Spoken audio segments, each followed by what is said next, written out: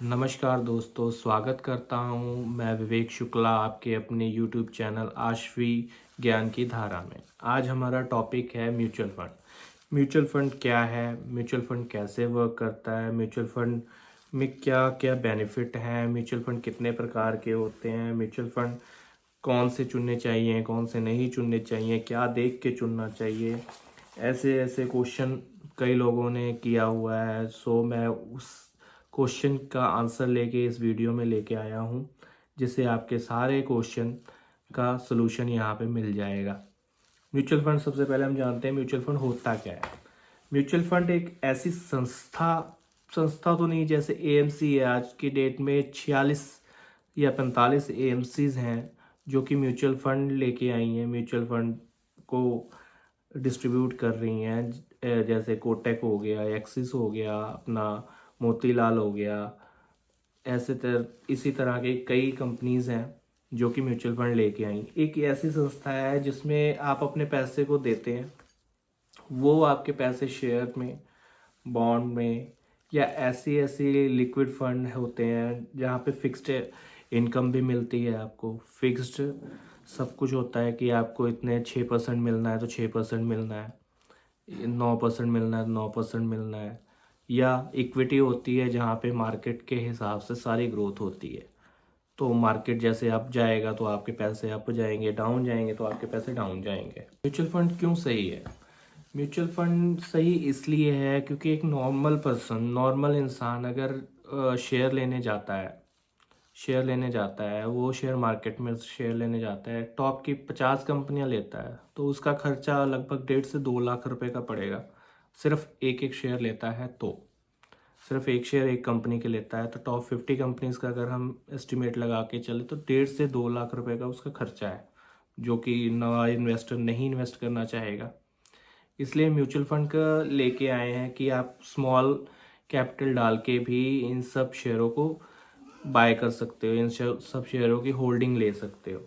तो एक normal person जैसे 100 रुपये का भी इन्वेस्ट करता है तो उसके उस पोर्शन में उसको शेयर्स अलॉट होते हैं। शेयर्स नहीं, मतलब उसके यूनिट्स अलॉट होते हैं, उसकी परसेंटेज अलॉट होती है। जैसे निप्पॉन है, कोटक है, एचडीएफसी है, सभी तरह के हर हर प्रकार के एएमसी में आपको ये large cap, mid cap, small cap, अलग अलग तरह के म्यूचुअल फंड मिल जाएंगे, ईजिली मिल जाएंगे।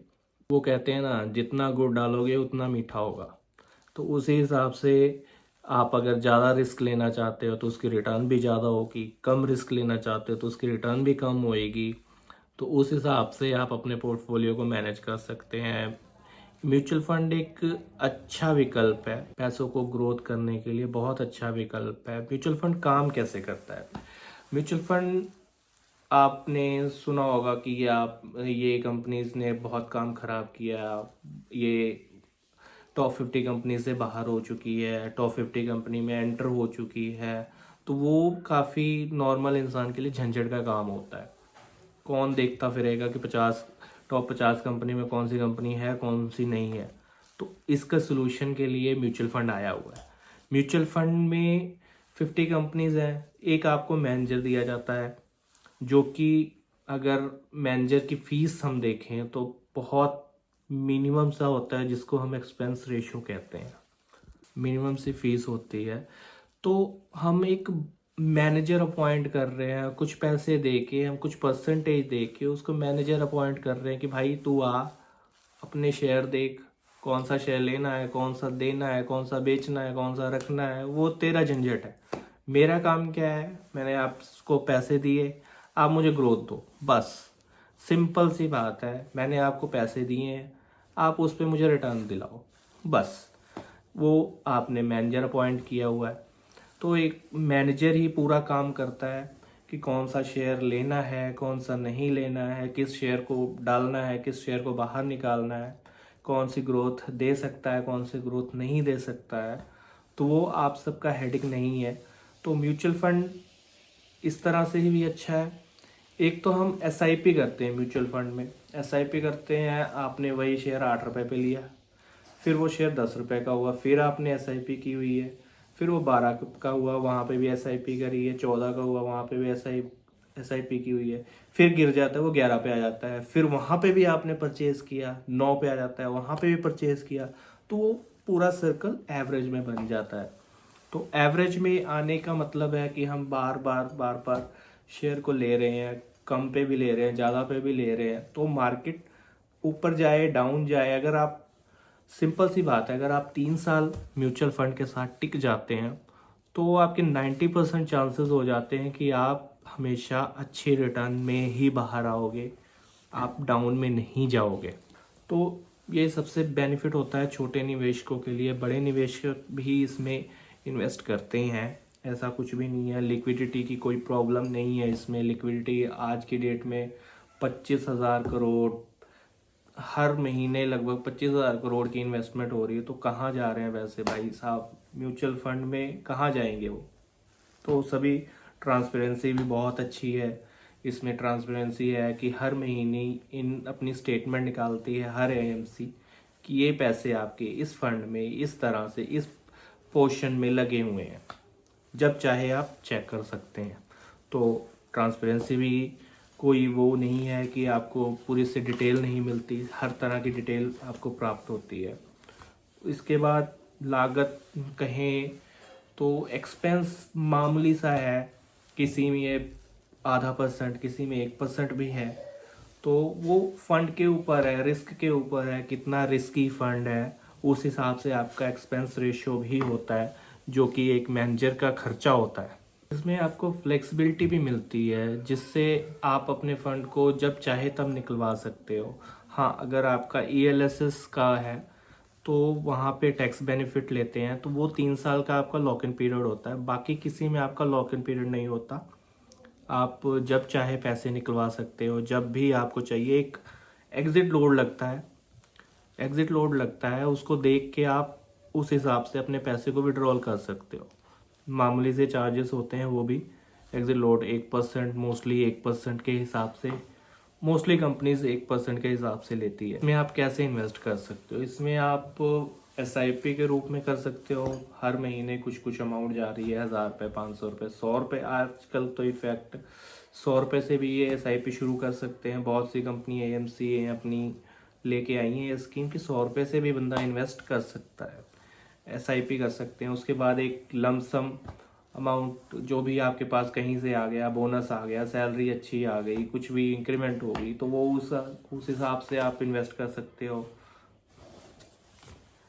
तो उस हिसाब से आप अपने पैसों को इन्वेस्ट कर सकते हो। वो आपके ऊपर है, आप कैसे करना चाहते हो, वो आपके ऊपर है।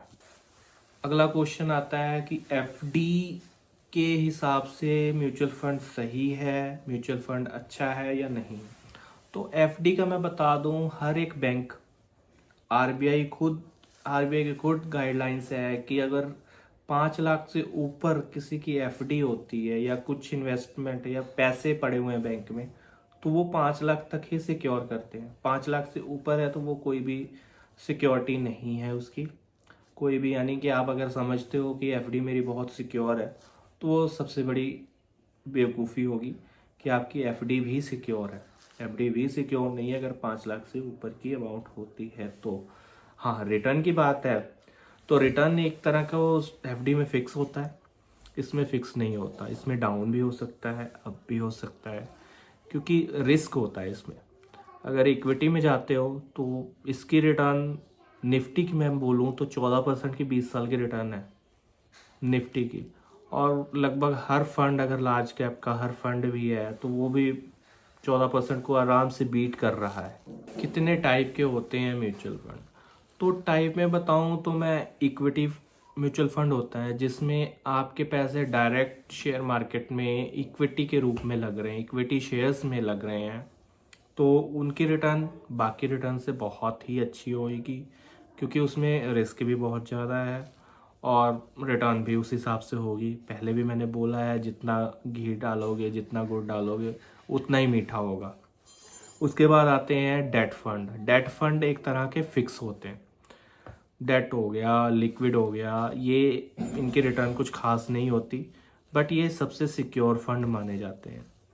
उसके बाद हाइब्रिड फंड होते हैं। हाइब्रिड फंड में होता है कि आपका कुछ पोर्शन इक्विटी में जा रहा है, कुछ पोर्शन गोल्ड में जा रहा है, कुछ पोर्शन आपके डेट में जा रहे हैं, लिक्विड में जा रहे हैं। इस तरह से वो बैलेंस करके आपको रिटर्न प्रॉपर अच्छी देते हैं। इसके बाद आते हैं इंडेक्स फंड।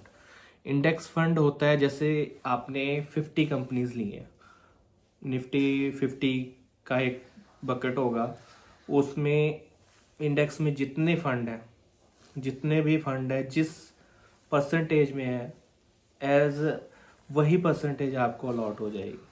वही परसेंटेज से आपकी जितनी भी इन्वेस्टमेंट है उस पे वो अलॉटमेंट मिल जाएगी।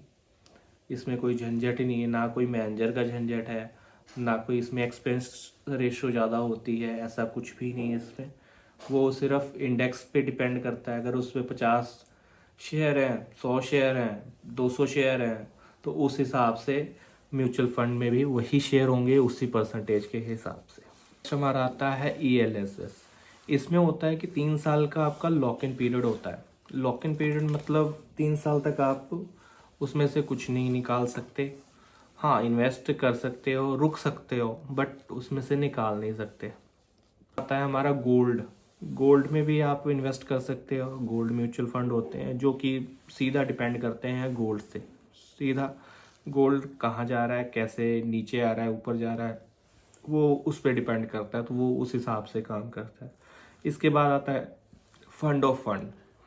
फंड ऑफ फंड में होता है जैसे म्यूचुअल फंड जो है वो अपनी कंपनी में इन्वेस्ट ना करके किसी और म्यूचुअल फंड में अपने पैसे डाल के उनकी होल्डिंग्स ले लेते हैं।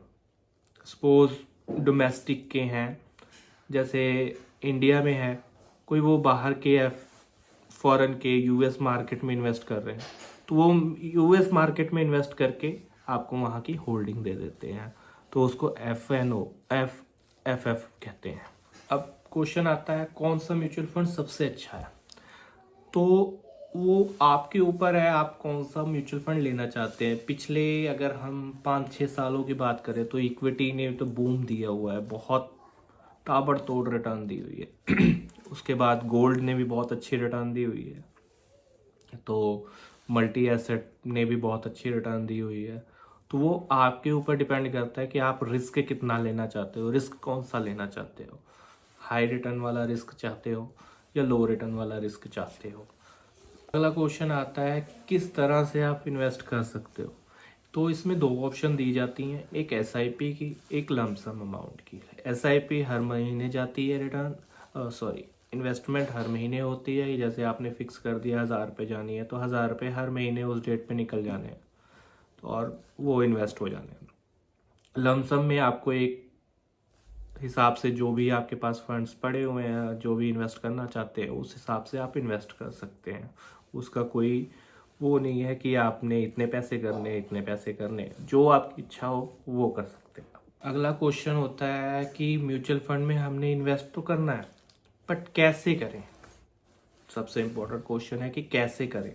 तो कैसे कर सकते हैं, म्यूचुअल फंड की वेबसाइट होती है। अगर आपको म्यूचुअल फंड के बारे में अच्छी नॉलेज है तो आप वेबसाइट पे जाके डायरेक्ट भी परचेज कर सकते हो, अदरवाइज किसी ब्रोकर से भी वो परचेज कर सकते हो। म्यूचुअल फंड की ऐप्स आती हैं, ग्रो, जीरोधा, ये वो, उससे भी परचेज कर सकते हो। बैंक, इनफैक्ट बैंक भी करती है म्यूचुअल फंड, तो आप अपने बैंक में भी जाके बोल सकते हो कि मुझे म्यूचुअल फंड लेना है, वो आपको अच्छे से स्कीम दे देंगे। क्वेश्चन आता है कि हमने इन्वेस्ट कर दिया, वो विड्रॉल कैसे करना। तो विड्रॉल आप जैसे मर्जी कर सकते हो, उसी वक्त कर सकते हो। एग्जिट लॉट होता है, एक तरह का एक्सपेंस है, तो उसको देख के आप अपने विड्रॉल जब मर्जी निकलवा सकते हो। तो ये थे हमारे म्यूचुअल फ़ंड के बारे में हमने डिस्कशन करी कि हम म्यूचुअल फ़ंड होता क्या है, हम उसको कैसे बाय कर सकते हैं, कहाँ से ले सकते हैं, किस किस तरह के म्यूचुअल फ़ंड होते हैं। तो इस हिसाब से सारे म्यूचुअल फ़ंड के हमने डिस्कशन करी।